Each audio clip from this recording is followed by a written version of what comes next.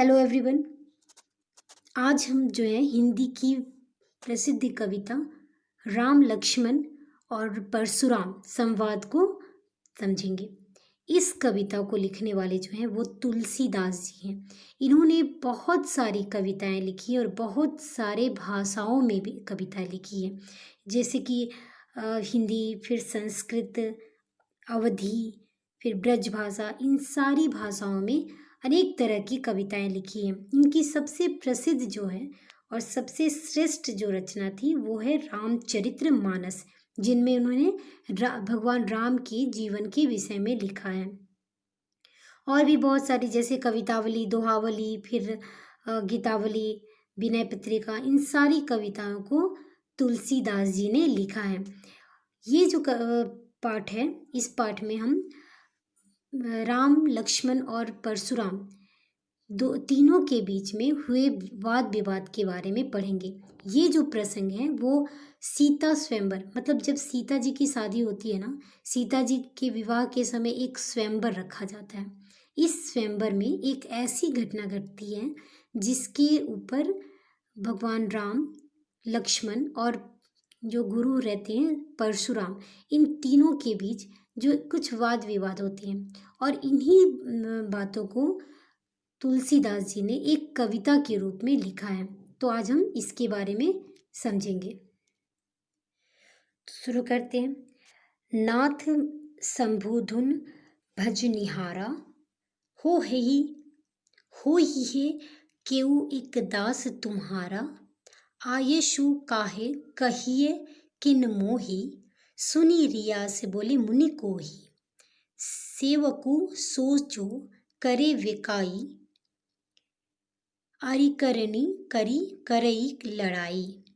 सुनहु राम जेहि सब शिव सिद्ध तोड़ा, सहस बाहु सम सो रिपु मोरा। सो विलगाऊ बिहाई समासा, न त मारे जेहि सब राजा। सुनी मुनि वचन लखन मुस्काने, मुँह परसुस धरहि अब माने।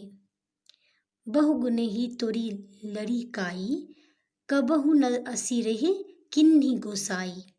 एहि सूद न ममता के ही तो हेतु, सुनी रियास कह भृंग कुल केतु। हे नृप बालक काल बस, बोलत तो ही न संभार। धन हुई समरी त्रिपुरारी, धनु विदित सकल संसारा। तो जब सीता जी के जब विवाह समारोह के समय जो सीता स्वयंवर होता है, उसमें क्या होता है, राजा जनक ने एक धनुष को रखा रहता है कि जो इस धनुष को उठाकर इसमें जो इसकी डोरी को चढ़ा देगा और तो उसी के साथ भी सीता का विवाह करेंगे। तो भगवान राम जो रहते हैं, सारे जो राजा महाराजे आए रहते हैं वे थक जाते हैं। लास्ट में जब श्री राम पहुंचते हैं तो वे आराम से इस धनुष को उठाते हैं और जैसे ही डोरी बांधते हैं कि ये धनुष दो टुकड़ों में बट जाता है। और चूंकि ये धनुष जो है भगवान शिव के द्वारा दी गई रहती है, तो ये एक भगवान का दिया वरदान रहता है, जिसके टूटने पे जो गुरु रहते हैं परशुराम, वो बहुत क्रोधित हो जाते हैं। और क्रोधित होने के कारण वे क्या कहते हैं कि लक्ष्मण को कहने लगते हैं कि ये शिव जी के धनुष को तोड़ने का साहस किसने किया। परशुराम पूछते हैं।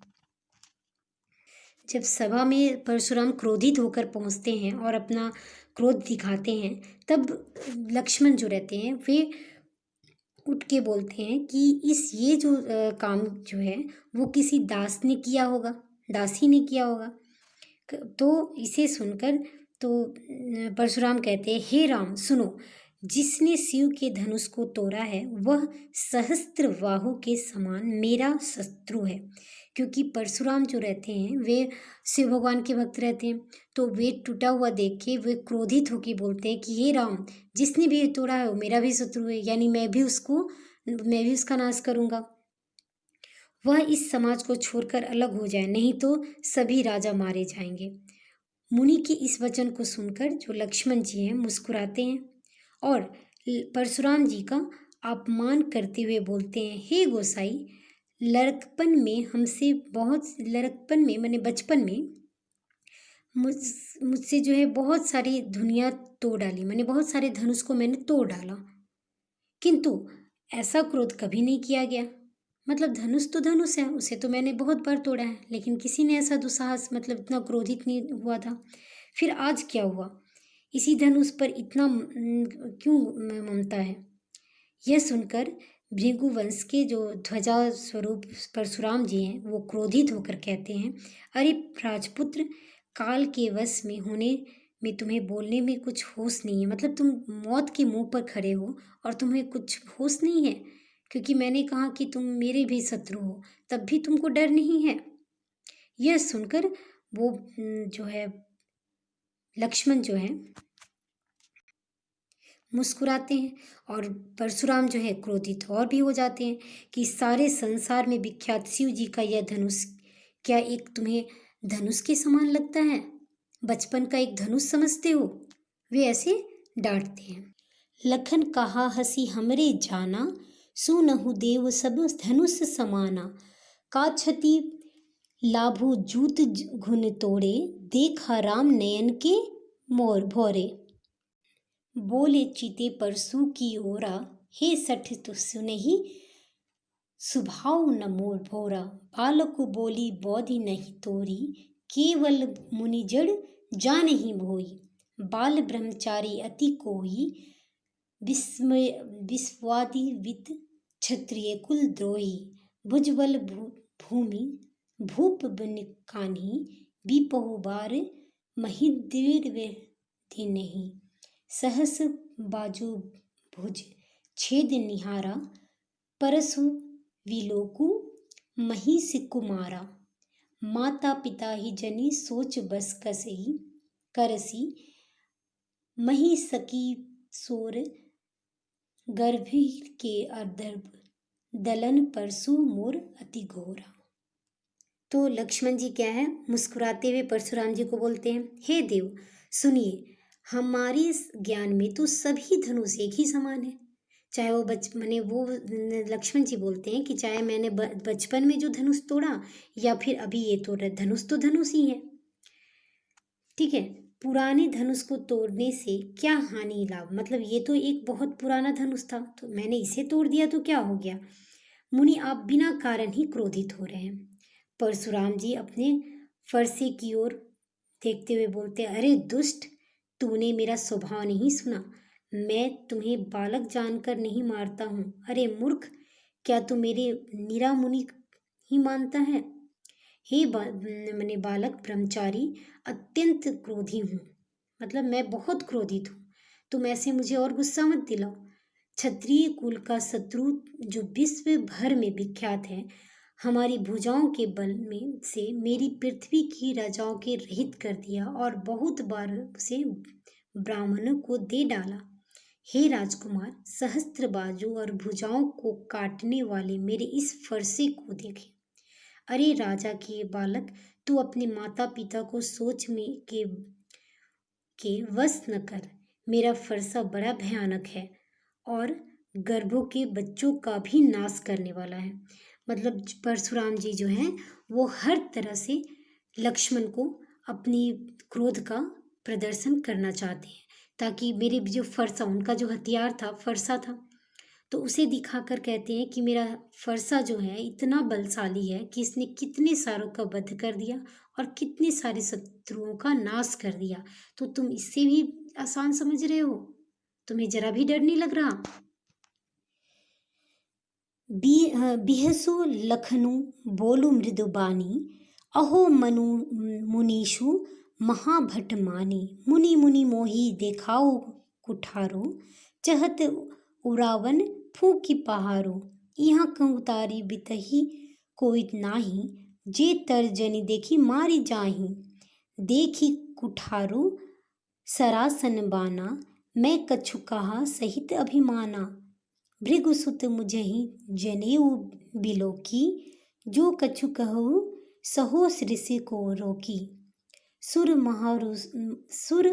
महिसुर हरिजन अरु गाई, हमरे गुण हन इहि पर न सुराई। बधे पुनु अपाकई, मारतहु पाप परे ही तुम्हारे।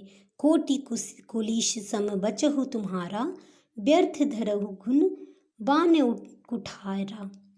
जो बिलोकी अनुचित कहु क्षमहु, महामुनि धीरा। सुनी सरोस भृगुवंश निमोर गिरा गंभीरा। तब लक्ष्मण जी जो है और क्रोधित होते हैं, वो भी गुस्से हो जाते हैं और हंसते हुए बोलते हैं कि आप अपने आप को बहुत बड़ा योद्धा समझते हैं, एक फरसे को दिखा के मुझे डराते हैं। आप क्या मुझे छोटा बच्चा समझते हैं, छोटे फल समझ रहे हैं कि अपनी तर्जनी से उठा के उसे काट डालेंगे। मैंने तो इस धनुष बाण देख के जो मुझे सही लगा वो मैंने कहा, और आपको यदि इतना ही क्रोध आता है और आप इतने ही बलशाली हैं कि आप देवता, ब्राह्मण, भगवान सभी को गो इन सब पर वीरता दिखा सकते हैं, तो इसे करने से तो पाप लगता है। आपके द्वारा तो बोले हुए वचन ही कठोर ब्रज के समान है, तो आप इतने क्रोधित क्यों हो रहे हैं और आप अपनी किस बल को दिखाने की चेष्टा कर रहे हैं। फिर क्रोधित होकर बोलते हैं, हे विश्वामित्र सुनो, यह बालक बड़ा ही क्रोधित, कुबुद्धि और कुटिल है। काल के बस में होकर भी कुल का घातक बन रहा है। यह सूर्यवंश रूपी पूर्ण चंद्र का कलंक है। यह बिल्कुल उद्दंड, मूर्ख और निडर है। ये सब क्या है, परशुराम जी जो हैं वो लक्ष्मण की लंगता से क्रोधित होकर उसके बारे में अपशब्द कहते हैं। अभी क्षण भर में यह काल का ग्रास हो जाएगा, यानी कि मृत्यु हो जाएगी इसकी, मर जाएगा। मैं पुकार कर कहता हूँ कि मुझे दोष मत देना। यदि तुम इसे बचाना चाहते हो तो हमारा प्रताप, बल और क्रोध बतलाकर इसे मना कर दो। लक्ष्मण जी ने कहा, हे मुनि, आप सुयस आपके रहते कौन वर्णन कर सकता है। आपने अपने मुंह से ही अपनी करनी अनेक बार बहुत तरह से वर्णन किया। इतने पर तो संतोष न हुआ तो फिर कुछ कर ही डालिए। क्रोध देखकर सहसा दुख मत सहिए। और इस तरह से क्या होता है कि लक्ष्मण जो है बार बार परशुराम जी को मतलब क्रोधित को बढ़ाता है उनके। आप वीरता का व्रत धारण करने वाले, धैर्यवान और क्षोभ रहित थे। आप गाली देते शोभा नहीं देते। सूरवीर को युद्ध में सूरता का कार्य करना चाहिए कहकर अपने को नहीं जताते। शत्रु को युद्ध में उपस्थित पाकर कायर भी अपने प्रताप की डिंग मारता है। मतलब वो फिर भी इतने की बात के बाद भी लक्ष्मण जो है परशुराम जी को फिर से क्रोधित करते हैं। हम अगले पैराग्राफ को देखते हैं। अगले पैराग्राफ में देखते हैं, तुम हो तो कालू हौक सुन जावा लावा। मतलब इसके बाद भी क्या होता है कि लक्ष्मण जी हैं और भी क्रोधित करते जाते हैं, और लक्ष्मण जी के कठोर वचन सुनते ही परशुराम जी ने अपने भयानक फरसे को सुधार कर हाथ में ले लिया। वे बोले, अब लोग दोष न देना, यह कड़वा बोलने वाला बालक मारे जाने के योग्य ही है। इसे बालक देखकर मैंने बहुत बचाया, पर अब सचमुच मरने का ही समय आ गया है। विश्वामित्र ने कहा, अपराध क्षमा कीजिए। बालकों के दोष और गुण को साधु लोग नहीं गिनते। जो परशुराम को, जो विश्वामित्र जो एक और गुरु रहते हैं, वे उन्हें समझाते हैं कि इस बच्चे को छोड़ दीजिए। परशुराम जी बोले, तीखी धार का कुठार में दया रहित और क्रोधी और गुरुद्रोही और अपराधी मेरे सामने उत्तर दे रहा है। इतने पर भी मैं इसे छोड़ रहा हूँ। नेक्स्ट पैराग्राफ में देखते हैं, के हो लखन मुनि सिलिव तुम्हारा। अब अगले क्या होता है, विश्वामित्र की बात सुनकर लक्ष्मण जी ने कहा, हे मुनि, आपके सील को कौन नहीं जानता, वह संसार भर में प्रसिद्ध है। आप माता पिता से तो अच्छी तरह उत्तीर्ण हो गए होंगे। अब गुरु का ऋण रहा, जिसका दिल में बड़ा सोच लगा है, वो मानो हमारे लिए माथे कड़ा है। बहुत दिन बीत गए, उनका ब्याज अब चुकाना है। अब किसी हिसाब करने वालों को बुला लाइए, तो मैं तुरंत थैली रखकर दे दूंगा। लक्ष्मण जी के कड़वे वचन सुनकर परशुराम जी ने कठोर कुठार संभाला। सारी सभा हाय हाय करके पुकारने लगी। मतलब इतनी तरह से जो लक्ष्मण थे बार बार परशुराम को क्या करते थे, उकसा रहे थे और वे और गुस्से में आ रहे थे। लक्ष्मण जी ने कहा, हे भृगुश्रेष्ठ, आप मुझे फरसा दिखा रहे हैं, पर ये राजाओं का शत्रु है। मैं ब्राह्मण समझकर बचा रहा हूँ। आपको अभी रणधीर बालक वीर नहीं मिले। हे ब्राह्मण देवता, आप घर में ही बड़े हैं। यह अनुचित है, अनुचित है। अब सब लोग पुकार उठे। तब रघुनाथ जी ने इशारे से लक्ष्मण जी को रोक लिया। जब श्री राम ने देखा कि लक्ष्मण हद से आगे बढ़ रहा है, वो शांति नहीं हो रहा और बार बार परशुराम को उकसा रहा है, तब वो धीरे से इशारे से लक्ष्मण को रोकने की कोशिश करते हैं। लक्ष्मण जी के उत्तर से जो आहुति के समान थे, परशुराम जी के क्रोध रूपी अग्नि को बढ़ाते हुए देखकर रघुकुल के सूर्य श्री रामचंद्र जी जल के समान वचन बोले।